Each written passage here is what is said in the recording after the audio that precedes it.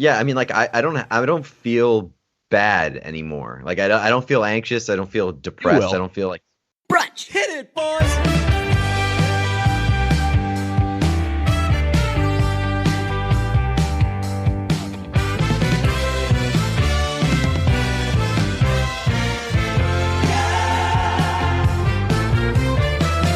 Hey, at the risk of getting all challenge of the week, what have you been doing workout-wise during this? Exercise. I worked out once this weekend for about 20 minutes, and I just did some push-ups. I used the resistance bands, did some sit-ups, did some like mountain bikers, and that was it. That's all I've done over the course of like this month and a half or whatever it's been. I've worked out one time for like 20 minutes. Working out inside the home has a very "who are we kidding" kind of Seriously. feel to it. Yeah. So I can drop down. I'll do push-ups in my home. Other than that, I've started running, which is good, which I'm probably way overdue to do. But I can't do like it turns out everybody can, because all these places are doing like these great workouts that you can follow from your phone. I don't know, maybe I feel like I'm underqualified or something. I feel like I can't do it. I mean, I feel like even if I bust my ass, I'm still gonna lose gains. I'm still gonna like the best I can hope for is like reverting to somewhat of a Jesus bod. So like if I'm gonna lose all this muscle anyway, I'd rather just commit to the bit, man, and steer into the skid, not work out, and just fucking play video games all day. So lose gains means not gain as much as you would normally, or you're saying you'd be losing mass by doing cardio-based things? No, I would just be like, I'm going to lose mass no matter what, because there's no way that you can replicate like weight training by doing body weight exercises at home. So like I'm going to lose mass no matter what. So I just figured I shouldn't even bother. And it's a bad attitude to have. It's stupid, but it's just the way that I look at it. I've done 3 10-mile runs the past week, though. Damn. Which, I mean, it's something to... I don't know, it's something to like look forward to, or I don't know. You feel like you're accomplishing something. So I feel like I should. I hate running. I fucking hate running so much, and I hate running outside even more than running on a treadmill. So I feel like maybe I should just go on a walk, just for like more the mental aspect than like the workout aspect. Yeah, I've done walks. That worked. I was just gonna try that out. I was just gonna volunteer and lie that I was running. You can definitely lie about what you've been doing workout-wise during this. I just did it. I went for one run at the beginning of this. I ran less than a mile, felt like I was going to throw up. It was the worst thing in the world. Since when do you run fucking 10 miles? I could run 10 miles back in the day. I don't know. Probably for as long as you've known me, I've not done any 10-mile runs. But you've done spin and stuff, so like if you wanted to run 10 miles, it would probably like almost kill you, but you'd probably be able to do it. Yeah, I do. I'll tell you, man. I could really use a spin class right about now. Not just for... I mean, I'm eating horribly. It is... like this is like... I've had some bad stretches in my day, but this is a Hall of Fame awful treatment of one's body performance for me for a while. So I could just use it to reverse the flow, just pump the brakes on what I've been doing. Also, like I just can't imagine sweating right now, other than I haven't waking up in the middle of the night in a sweat. Yes, from time to time. I have too as well. I mean, I feel like you have? if you come out, yeah, I've been waking up with like night sweats and stuff, and I'm not sure why. Could be like a mental thing, stress. Oh, it probably is. Yeah. My sleep schedule is totally fucked. I went to bed at 6 a.m. last night. So like things are bad right now. But I feel like if you're coming out of this in better shape than you entered it, you're a fucking asshole. I know people that are like that, and they, at least in the very beginning, they're like, I'll tell you what. I've never taken such good care of myself. I'm eating right. I'm exercising. My mind feels good. That was at the beginning of all this. The beginning, we talked about this last week. I took my opportunity to freak out as soon as it started. Yeah, yeah. And now I thought that last week I was like, I don't know, I not to compare the anxiety that comes with all this to the actual coronavirus, but I did kind of feel like, hey, I got it early. Now I've gotten over it, and now I can't get it again. So now I'm kind of cured from freaking out. So you have like it's like chicken pox. Right. Or mono. Or like coronavirus. So okay.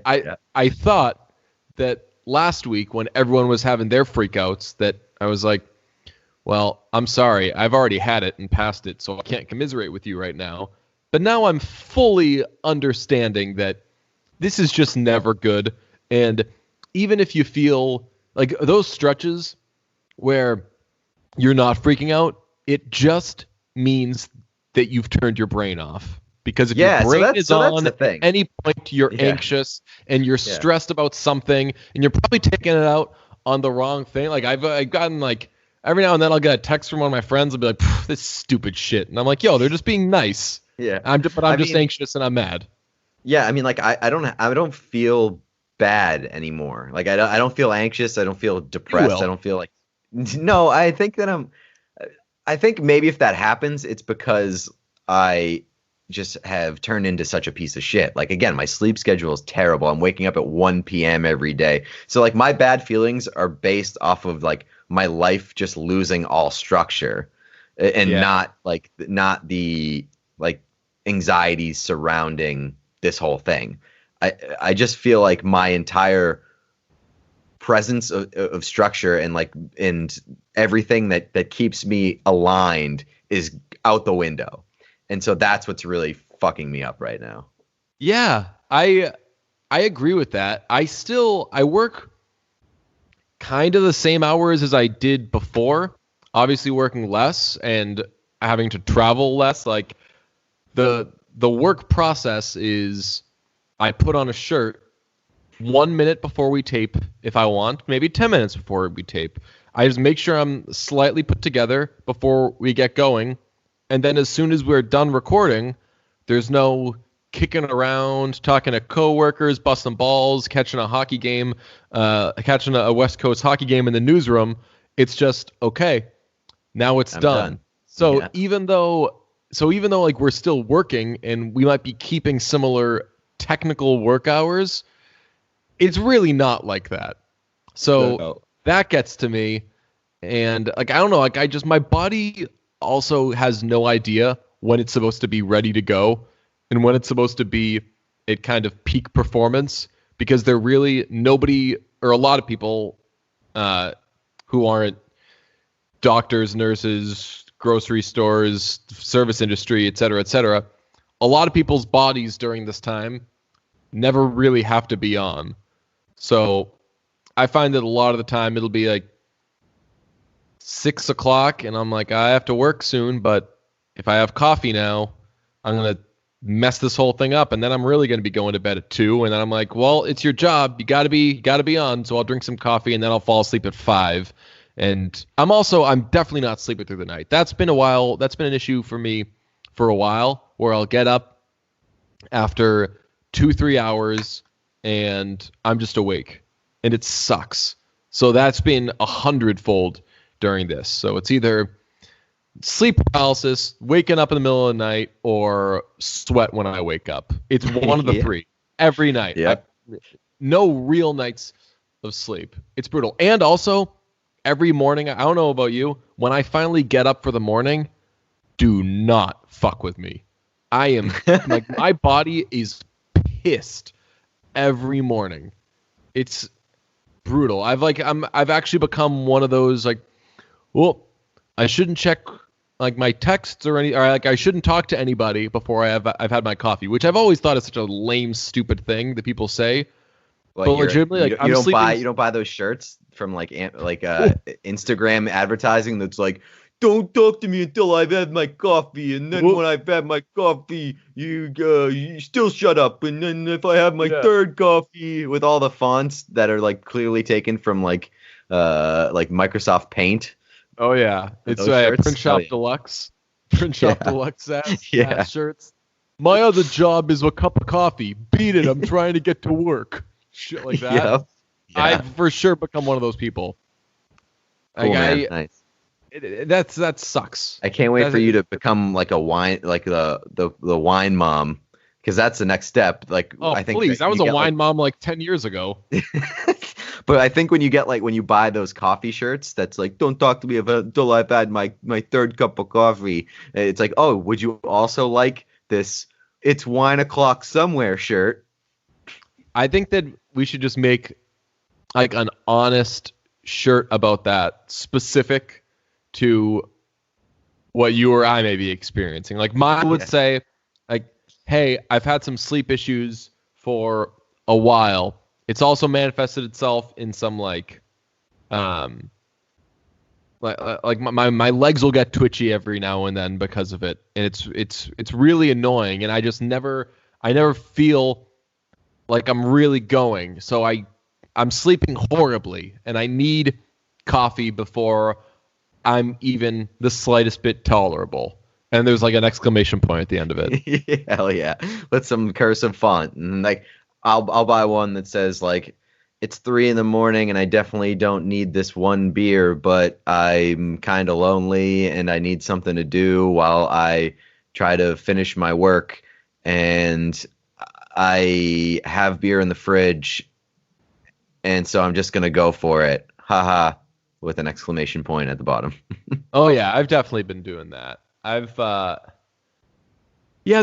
beer thing's gotten weird because I went a long time without doing beer or any alcohol in the crib, and now I've gotten into a pretty good habit now of not doing it during the week. But for a while, it was like every night I'll have like a couple of IPAs to just like make myself a little tired at least. Yeah, that's so stupid. It's so bad to do that every night, and I've been doing that, but haven't been doing that with IPAs. I've just been doing that with like shitty beer. Nice. I got just want 2 beers.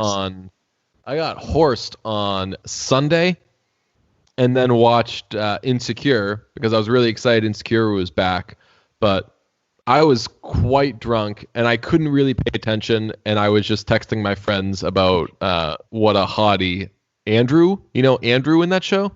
Yeah, he's the Asian guy. The guy with he has like the long hair, and he's got a little thing with Molly. Mm-hmm. Like, get out of town, that couple. I don't even know. Like, they may have broken up in the first episode, but I was just like, oh my god, this couple. Well, I mean, everybody in that show is just the most beautiful person. We've talked about that. Like they need to do some casting makeup. Mix in an Uggo once in a while, please. Stop making us believe in this fantasy world. Right. Like, Issa is in contention for like most gorgeous person on the planet. We've talked about how Jay Ellis is the master of the not shirt. Even in contention, just running away with it. Dude, honestly, I agree with that. Jay Ellis, just ridiculous. Any shirt looks amazing on that guy. And come for him wearing a shirt, stay for him not wearing a shirt. That's how I would describe Jay Ellis. Molly, absolute babe. And then Andrew, like, what are we doing here? It's absurd. I don't know what happened in the show, though, because I just got distracted by how hot Andrew was. Yeah, I haven't watched it either. Then threw a little Andrew party.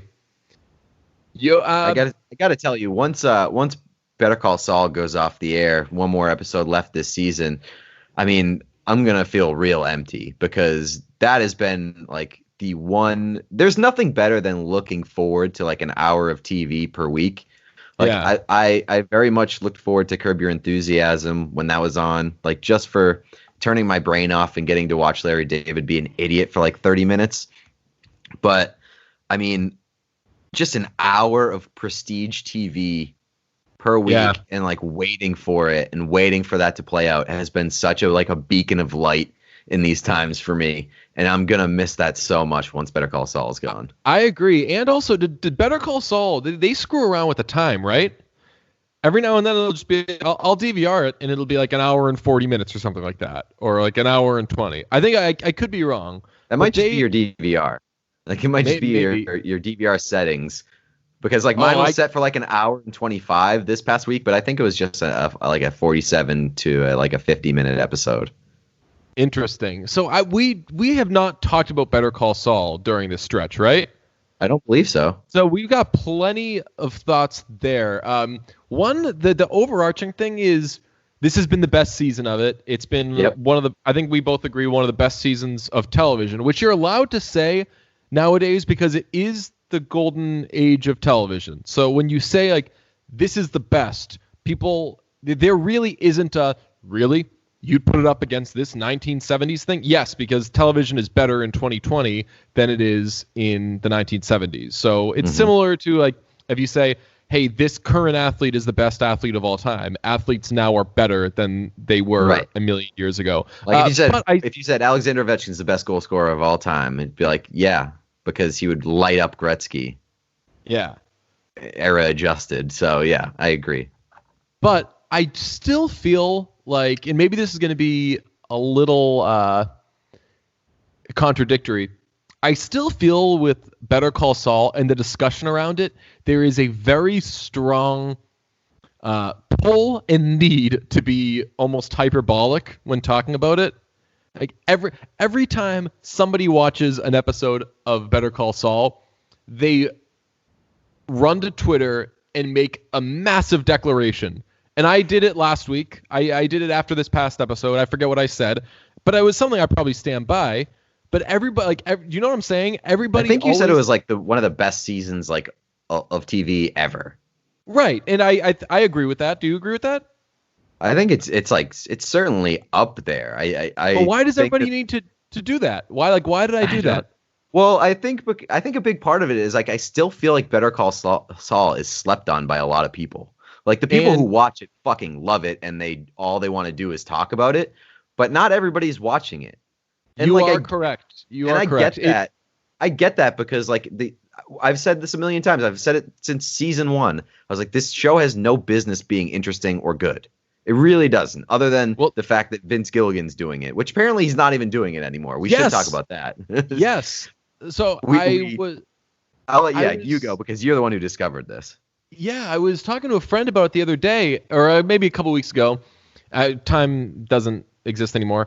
And he was basically saying what you were saying, which is like, even in season 1, you were like, what's this show going to be? And wait, it's great. Even though I'll say season 1 was not great. Mike was great in season 1, but it was enough to definitely hold you. Right. It was the Chuck stuff was tough. And that's like what I always say when I recommend the show to people. I was like, it's a slow burn. If you get past like the first 2 seasons, once you get past the Chuck stuff, the show becomes extremely good. But I do think like just on like a grand scheme of things, like taking a step back from Better Call Saul, like because we're so invested in it and we know what it is. But like when you recommend it to somebody, so like they're like, so this is a spin-off of a Breaking Bad secondary character, and with a lot of people that we don't know, and he's a lawyer, and it's like, and but like the Jeffersons was a hit. Like spin-offs can be huge. The Jeffersons, Frasier had to have been a spin-off, right? I don't know. Of Cheers? Was Frasier a character from Cheers? Let's look this up. I'm pretty sure he was. So I know a lot about like the Cheers, like Cheers and Boston, but I know nothing about actual Cheers, like the television show. Frasier. So I think that doesn't really make sense because doesn't Frasier take place in Seattle? Hold on, let's see. They said the program was created blah blah blah. The series was created as a spin-off of Cheers, continuing the story of psychiatrist Frasier Crane as he returned to his hometown of Seattle and started building a new life as a radio advice show host while reconnecting with his father and brother and making new friends. Frasier starred Kelsey Grammer, Jane Leeves, David Hyde Pierce, Perry Gilpin, and John Mahoney. The show was critically acclaimed, with the show itself and the cast winning 37 Primetime Emmy Awards, a record at the time for a scripted series. It also won the Primetime Emmy Award for Outstanding Comedy Series for 5 consecutive years. As of 2019, the possibility of a revival was being discussed to air in 2020. Overview. Psychiatrist Dr. Frasier Crane, Grammer, returns to his hometown of Seattle, Washington, following the end of his marriage and his life in Boston as seen in Cheers. His plans for a new life as a bachelor are challenged when he is obliged to take in his father, Martin, a retired Seattle Police Department detective who has mobility problems after being shot in the line of duty during a robbery. Frasier hires Daphne Moon, leaves, as Martin's live-in physical therapist and caregiver, and tolerates Martin's dog, Eddie. Frasier frequently spends time with his younger brother, Niles Pierce, a fellow psychiatrist. Niles becomes attracted to and eventually falls in love with Daphne, notwithstanding his own marriage, but does not confess his feelings to her until the final episode of the 7th season. Fucking spoiler alert. Jesus. Oof. Do you want me to keep going? You want to keep rotating? Yeah, you do Frasier hosts, and I'll wrap it up. Frasier hosts the Dr. Frasier Crane Show, a call-in psychiatry show on talk radio station KACL.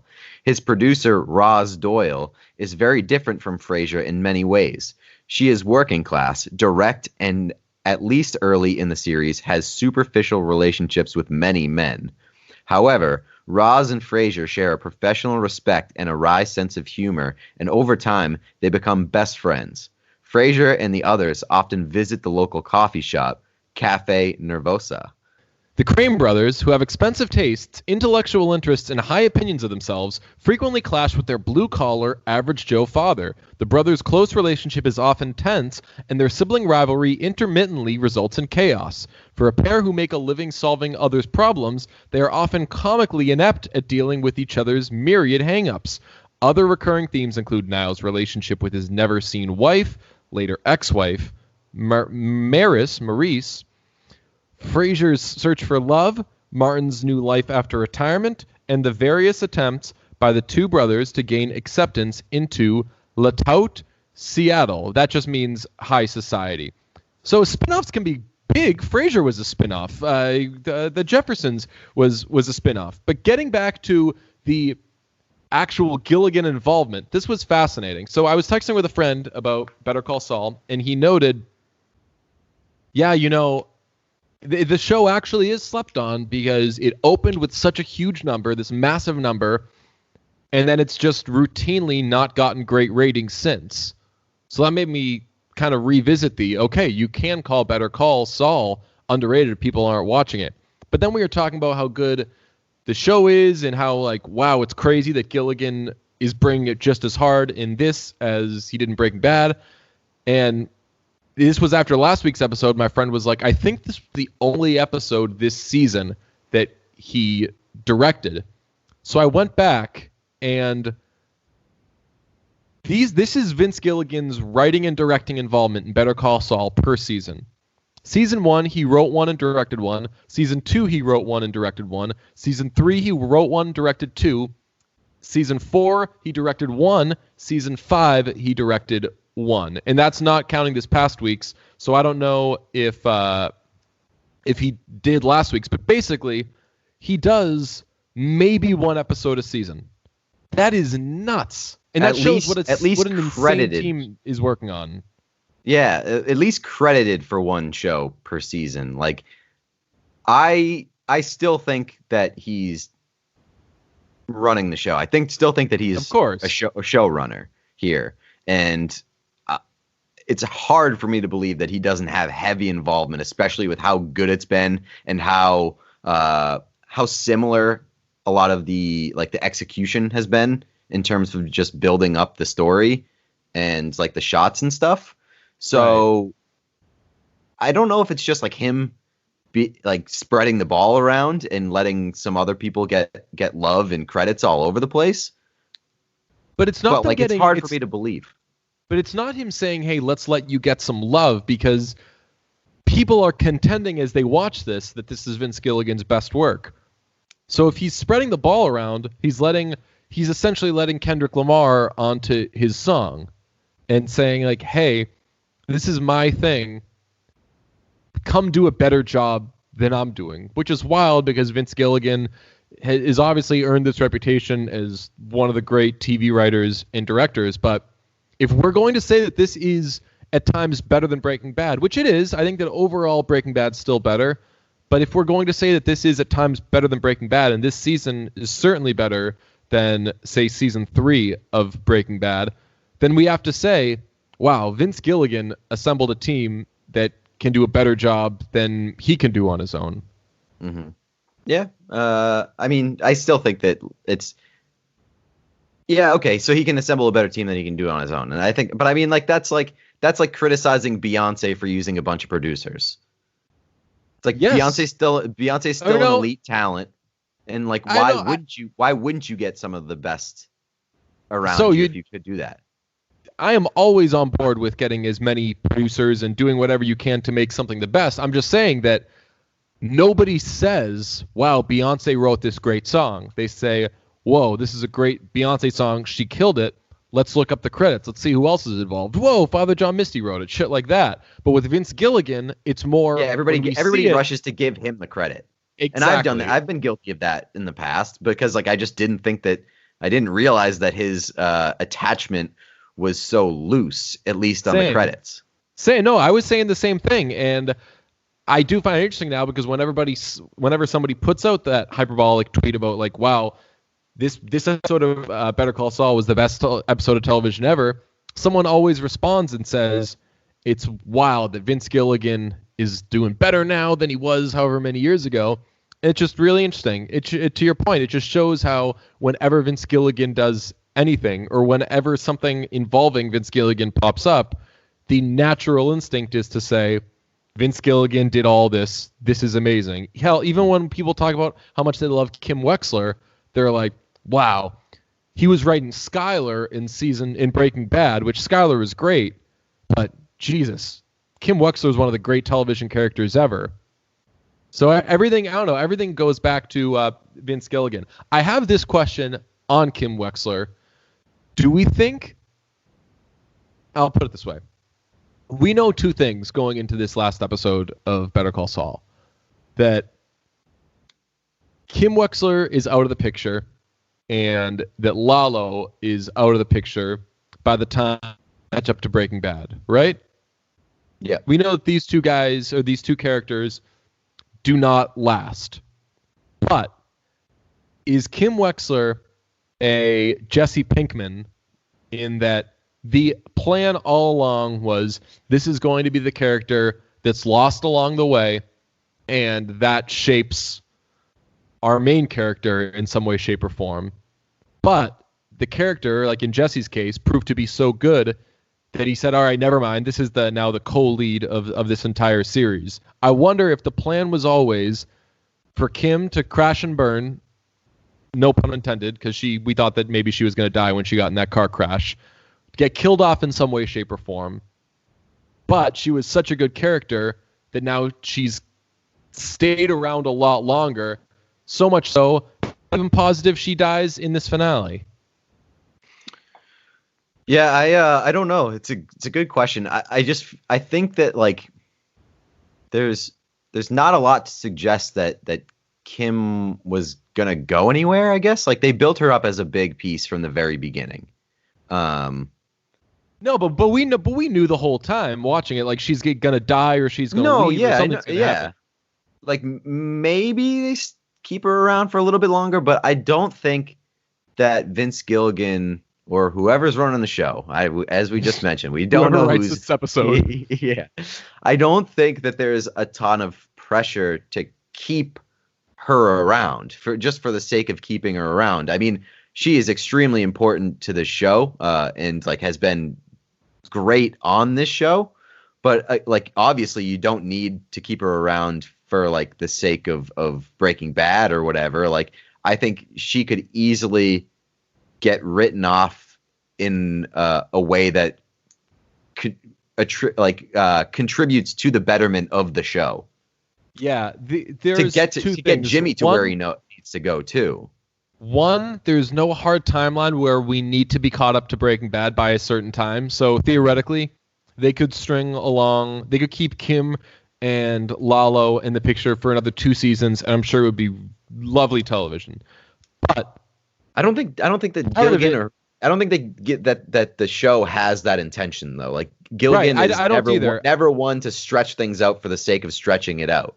Right, that's a Walking Dead move where they're like, okay, well this is working and this is making money, so now we've got to just keep this exact same thing going for as long as we can. The other is if they kill off Kim, like there was obviously reason to think that she wasn't going to make it through this past episode. Mm-hmm. If they kill her off, the show can continue to be awesome, and like you said, it can serve the show, which is wild right. Because she's a lot of people's favorite character on the show. But I'm glad that we didn't get to talk about the last 2 episodes, because now we don't just have to hit on stuff that happened the last episode with all the stuff in the apartment. But I think that I tweeted, this was probably my hyperbolic tweet from that episode. Everybody likes to try to pinpoint when Walter becomes Heisenberg. Mm-hmm. I think that the 2 weeks ago, the one that was basically 4 days out, it was just a reprise of that Breaking Bad episode. That was the episode I think that Jimmy like officially fully transitioned to Saul. I saw that tweet. I wanted to know why. But he wasn't fully calculated, where he always was up until that point. But now, like, he's like getting himself involved in such high stakes stuff that he has a lot more "oh shit, I've fucked up" moments than just the straight "all right, there's a plan behind everything." In the early seasons of this show, he's constantly pulling stuff over on people. He's constantly clever shit. But in Breaking Bad, that's really not, like, you could understand how at one point in his life he was like that. But in Breaking Bad, he's in so over his head, and he's really hanging on by the skin of his teeth in a lot of his endeavors. Like, he's getting pulled out into the desert thinking he's going to get killed God knows how many times. And this was more, I don't know. He's also extremely paranoid. Yeah, he's extremely paranoid in Breaking Bad. I think that's something that's easy to forget because Jimmy's so cocksure a lot of the time in Better Call Saul. But like when you go back to Breaking Bad, he's ready to get the fuck out of there at like any time something goes wrong. Right, because he's there's I don't know. We watched the beginning of Better Call Saul, and we know that like this is going to be some sort of tale as to how all these sins that eventually catch up with him play themselves out. And now they're actually starting to happen. He's actually starting to commit those sins, where prior to this season, terrible, unforgivable things he was actually doing. He was more kind of he was more like white collar crime shit than this, which is now he's getting involved with for real murderers. Mm-hmm. And oh dude, that was so brutal. The scene in the court when he's talking to Lalo and Lalo says, "Who are those people?" And he said, "That's the family of so and so." And Lalo's like, "Who's that?" And that's like one of the last seconds you see him be human. And obviously he's human this past episode where he's talking to Mike and being like, "We're getting this this guy is the worst." Mm-hmm. And our job is to get him out of jail. I don't know. It's been an incredible season. What did you think of Kim leaving her firm? I didn't totally get it, but what? Me neither. Yeah, I didn't totally get it, especially with like the timing of it. But I mean, I really like the element of like her trying to hide shit from the guy who's onto her at the firm who brought her in. And I think that guy is I don't know what it is about that guy, but he has like a really calming presence on screen. And he's just like a fatherly figure. And I wish that there was more of that. Like, I don't know, maybe it comes later. But like him sort of not coming onto her, but like figuring out that she's in bed with Jimmy, both literally and metaphorically, was an interesting aspect that I thought we should have got more of. Yeah. Do you think that she gets through the finale? I mean, her and Lalo are obviously the two biggies. I'd throw Nacho in there too. Who survives between those three? Because Nacho's dying at some point. Yeah, I think Nacho is like getting is experiencing a little like not fatigue, but he's getting kind of pushed out a little bit. I feel like, and You just hope being for like, his sake. yeah, no, but like just like pushed out of like the plot lines because he's caught between both sides and they're both jerking him around and like he's sort of just running in place because he's ready to go, but he can't do anything. So I think something has to happen with Nacho. Yeah, and Mike's obviously driving that too. Right. He's and like so pressuring like Frank. it's either like shit or get off the pot with Nacho at this point. And honestly, I'm sort of hoping that he's the one to go at the end of this at the finale here because it's been building up to something and there needs to be something drastic that happens. And I think that there's going to be something drastic that happens in the finale. And if it's Nacho, then I think that that's good for the show because obviously Kim is in a new place and there's areas for her character to go and for like the show to explore, especially now that she is like fully in this world with Jimmy and Lalo and her relationship could be really interesting because they're obviously butting heads early on. And she's way more like adversarial towards him than Jimmy is. Yeah, here's the thing that you also have to follow with like these dramas. Whenever they're about to kill somebody off, there's either some like grand thing they do or there's a redemption arc or something. I made the reference of Walking Dead. Was who's the brother played by Michael Rooker? You know that guy? He's the jerk. Yeah. Merle? Merle? Is that his name? Merle? Something like that. He's like I know exactly what you're talking about. He's an asshole for most of the series. And he does all these terrible things. And then there's an episode where he's like, you know what? I'm going to do what's right. And he helps them out in like 3 different ways. And then at the end of the episode, he goes to kill the governor and he gets killed. And you're like, well, we should have seen that coming when suddenly we dedicated a lot of time to him and made him do this kind of grand thing.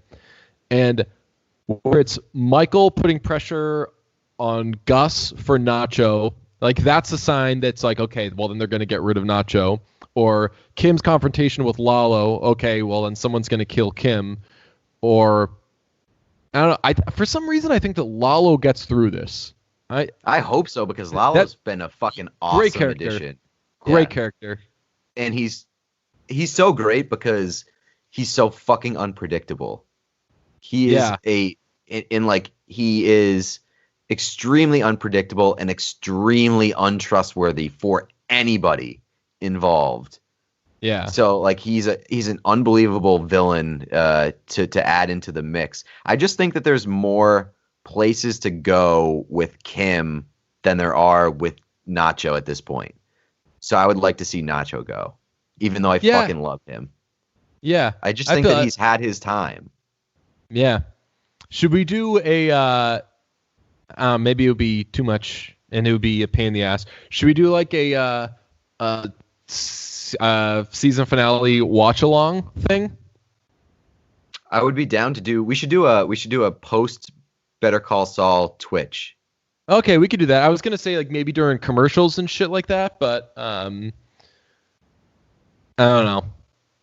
I wouldn't want to do that. I don't think. I want to like be locked in on the show and then maybe discuss it afterwards. Okay, well we'll do something off of that. Anyway, let's get.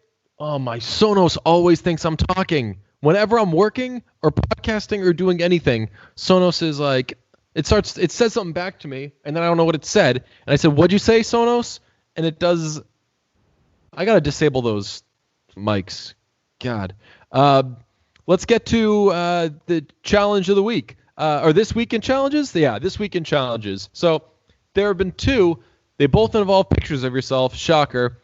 One is senior pics, and one is pics from when you were 20. The senior pictures thing is apparently or not apparently, this is a fact. Seniors are not going to have their graduations, and they're not going to be able to do the pomp and circumstance that accompanies graduating, and that's sad. So people are posting their own senior pictures to make them feel better. People are posting their actual senior pictures, like that they Their got own- done. Yes, their own. How like, does that oh, make well, seniors feel good? I'll tell you what, it doesn't. It's like any It's like- of these other things. It's just about yourself. Yeah. How could that honestly make anybody feel? Hey, sorry, man. Like, sorry. I won't use the. I was gonna use the example of like, hey, like, sorry, your dog died. Here's a picture of my dog. But That's like, That's exactly what I was just gonna say. But I don't Sorry, your want to dog tie died. death Here's a into it, picture of my dude. dog. Here's a picture of my dog who's still alive. Hope it makes you feel better. Yeah, I don't want to tie death into it, but like that's like the easy Yeah. analogy. Like, oh, sorry, you lost your home. Check out. I stand by you. Here's a picture of my home. You can't live here. Yeah, seriously. What the I don't think I've seen people posting the senior pictures, but now I'm glad, and I certainly Everyone keeps posting old pictures of themselves, and they're like, "Ooh, this one's embarrassing." I'm like, you didn't have to do it. You chose to do that. Why'd you? So, and then the other one is people posting pictures of themselves when they were 20, which I gotta tell you, why would anyone do that? Especially, I don't know. Like I'll use the example again. Like a lot of men look better as they age than they do when they're young. Like you're not seeing John Hamm do that when I was 20 challenge. People are gonna say, okay, I think we're out on John Hamm then because you looked gross when you were 20. But I think that's like the point. Nobody is like posting like when I was 20 to be like I looked better here. I think everybody's sort of embarrassed with how they look like when they were 20.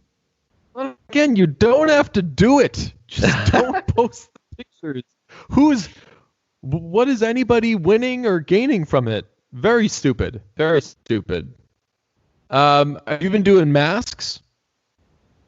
Like a face mask, or like a Yeah. like a skincare face mask, or like a When quarantine. I first or like said mask, I was like, that's gonna sound like I'm talking about skincare. But I did mean like a pandemic mask. yeah. Ellen's sister made me a mask, and I'm pretty excited about it. It's like a cool pattern, and I need a mask.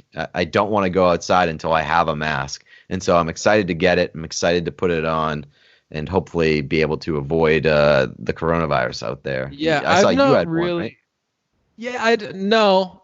I'm just covering my face though. I'm doing a lot of scarves. I've got a couple of dope ass scarves. I got a Celtics one. I've got a Prince one.